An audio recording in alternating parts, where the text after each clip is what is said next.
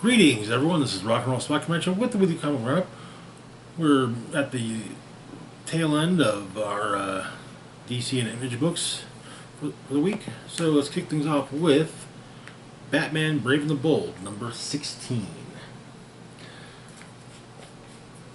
Continuing the Dead Man Nightwing story, as well as the Commissioner, the Question story. So, where we left off with Nightwing and Deadman, they've been helping people through along dark roads, and among them a young man named Acton and his sister Stella. But it seems like they potentially ended up got to the end of the road, which is a actual place. So, Nightwing relives the night his parents died and is confronted by a demon, I believe the Unfallen, and entered into certainly the Unfallen. Deadman is possessing Acton and trying to get away. Then Stella appears and basically says offers Deadman her brother so that he can live. But he said that has to give her the Ogle coin.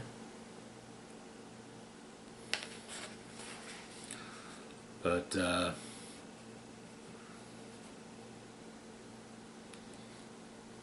and he does. But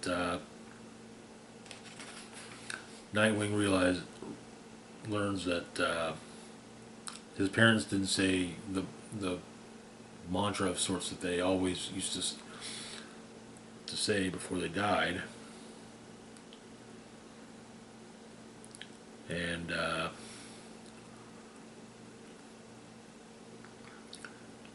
Nightwing helps catch those of the Black Hand, basically destroying the Unfallen.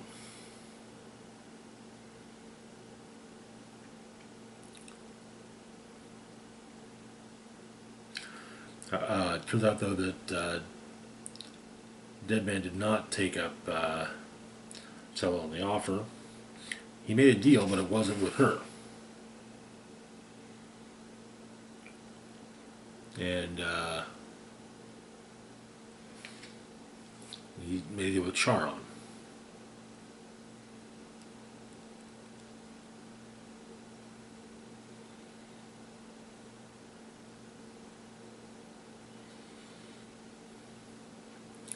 But Stella has gone as far as one can and can't come back. Nightwing and Deadman have a talk with Ramakrishna. They eventually they get back to Bloodhaven with Boston continuing to possess Acton with an agreement from Acton. He's not, after all, Acton isn't well. So that is where the tale ends. Next up, we've got First Watch. It's a Metropolis PD, a new officer on the Metropolis PD. Is his first shift, and he's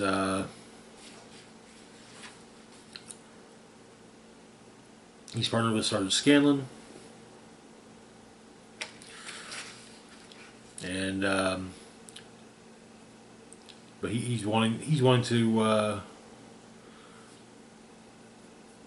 he wanted to meet Superman, and work with Superman.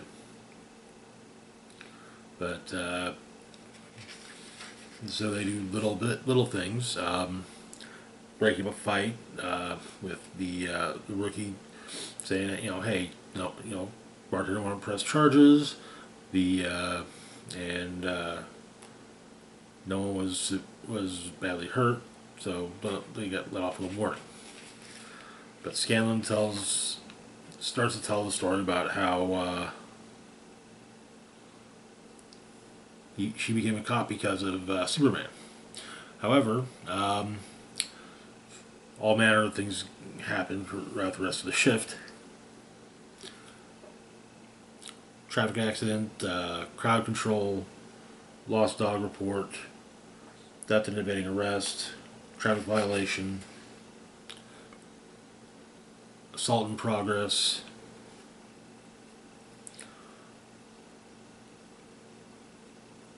the assault to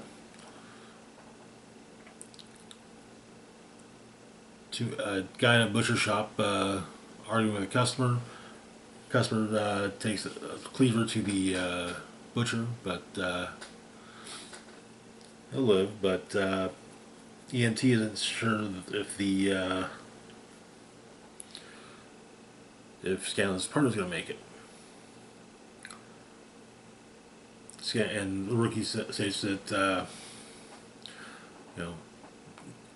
when the big guy attacked the butcher, everything's going to slow down, and he remembered thinking, "Where's Superman? He'll take care of this." But Superman wasn't there. He never came.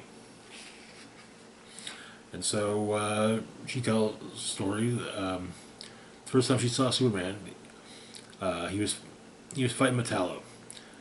Whole block was full of people watching. She also saw a guy taking advantage of the spectacle to steal a car. She became a cop because Superman can't do it all. He needs people like her and the rookie to help make sure that no one falls through the cracks. And she tells him that that's exactly what he did. And that is end of watch. Our question story.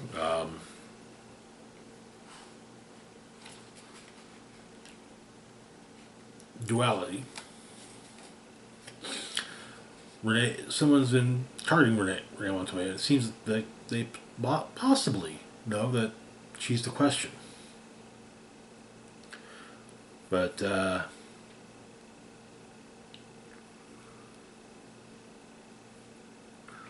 attack on her sponsor, and then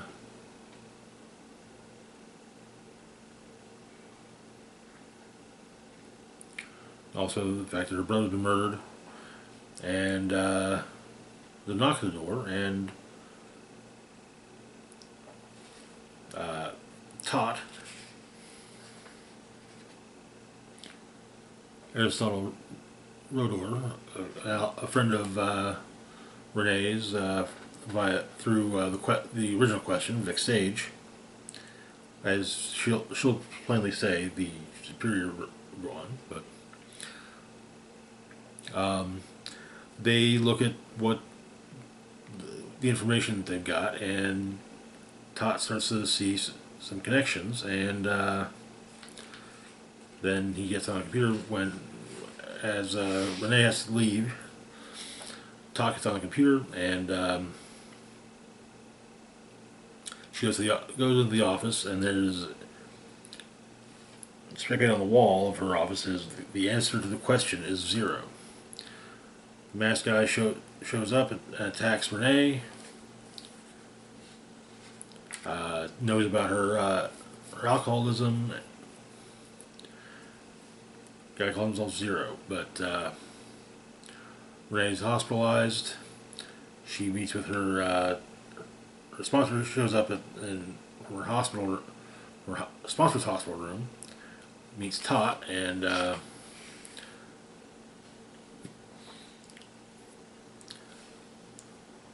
that night The Question delivers a thumb drive to Kevin McQueen of Gotham Gazette's Police Beat,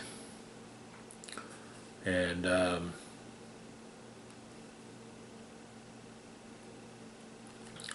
she has a presser.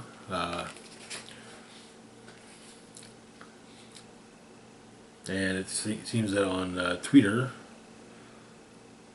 Gotham Gazette's Twitter, there's an article about Commissioner moonlighting as a faceless vigilante.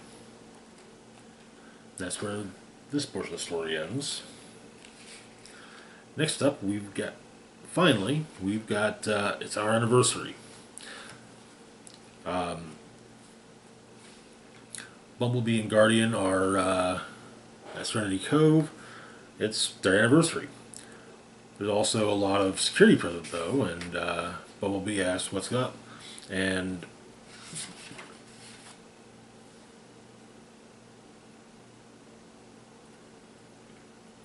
the resort was handpicked by David Montgomery to showcase his new jewelry collection, and Montgomery's wife is there as well, but Bumblebee is hoping, though, that no one will point out that her and Guardian are there as well. But overall, they're just enjoying their anniversary and enjoying their vacation. And the Montgomery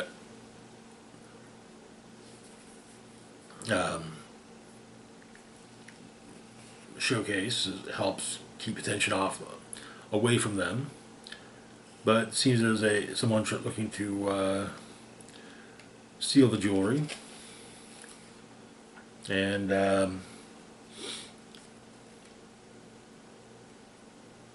Bumblebee and Guardian hear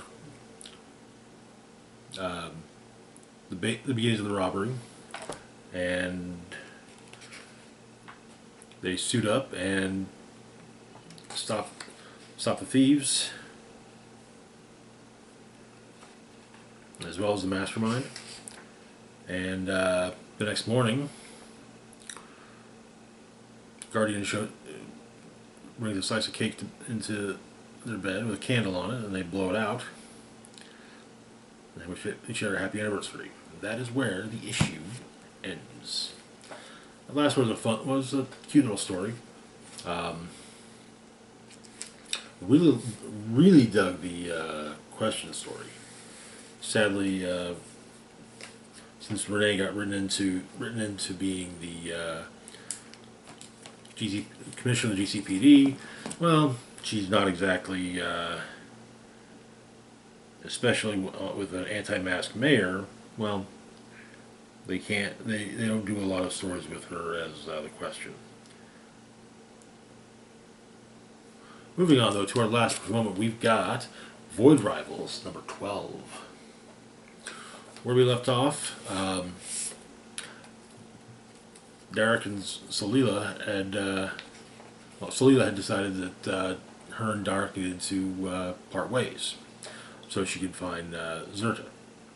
The issue begins, though, with the Argorian and Zertonian rulers discussing the fact that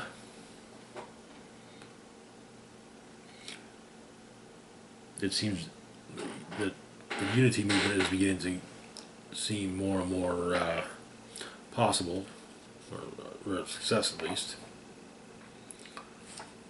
But a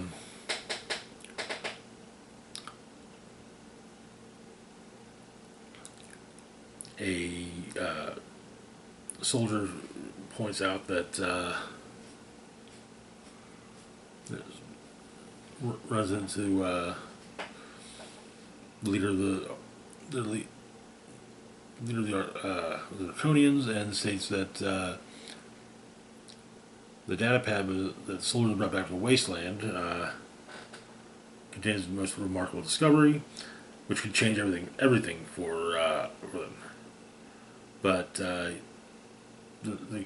Draconian king wants She's notified when the data is confirmed. The validity of the data is confirmed, and he's got other stuff to do. But Proxima is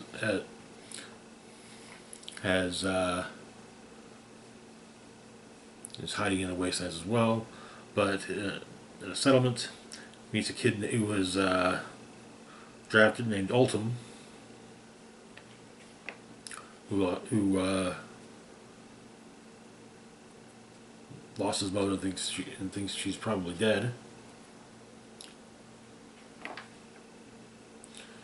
He begins to have some humanity, basically.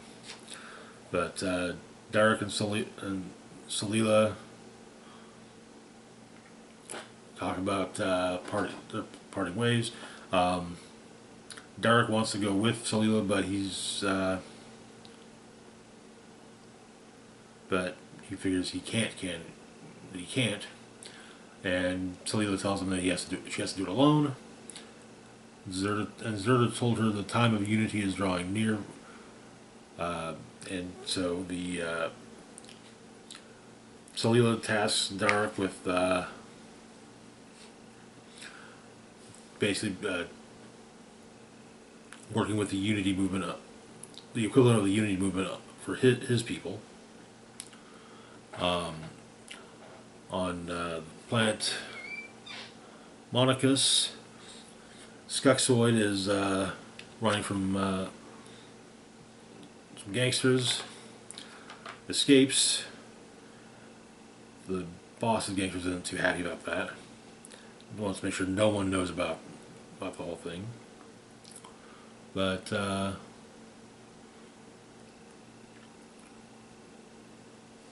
he's getting introspective and maybe a little depressed, wondering what's it all for, and who's he kidding? But before Salila parts ways with Derek, he gives her his handroid, and Salila tells him that he reminds her of her brother, but she doesn't want Derek to end up the way his brother did, or her brother did. They kind of hug, and their implant, the inputs on their foreheads touch, and something wakes up. Something in the further reaches of space. And that is where the issue ends. We're not going to have an issue of Void Rebels next month, sadly, but we'll be back in October, and getting to connect a little bit more with the rest of the Energon universe. But anyways, huge shout out to Patreon patron Red Banners of Penis. Your support is greatly appreciated. That's all for now. Links to my Facebook, Twitter, Blue Sky, Instagram, Mastodon, Patreon, PayPal, coupon in the description box down below. This is Rock and Roll Spock signing off, saying, live long and rock hard.